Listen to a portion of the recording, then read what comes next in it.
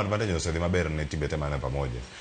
kane pok wawuok e group stages koro chaka gima jomoko dhi bedo ka wite ka ochopo e semis Tanzania kudhi gocho Benjamin Mkapa gidhi gocho Mandela National Stadium Kenya dhi goye Benjamin Mkapa Uganda kochopo semis emanya goye Mandela tugo namba 12 aparo ni nyaka wasewuoye jatugo namba 12 pinje ariyo pamoja kae Kenya mapod olit nyiso ni kata sani kata gibed mana gi joge te to kapar ka Uganda nikech Uganda kan chine no bond Uganda kan jose gogi gonde adek gichako wuok chuny gi osetho nyiso ni pod ging'e ni game 90 plus koro chuny no nyiso ni gionge gi pod impact gi pod wad out lakini mar Kenya to en gimo sengere ni wandu wabet kanyo makata go mana di nyaka game room koro pod nyaka gi loss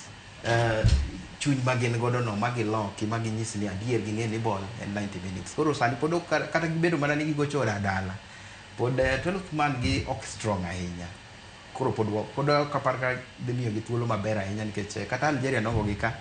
mana pau gi ka nyiso ni kata gi 12th man gi no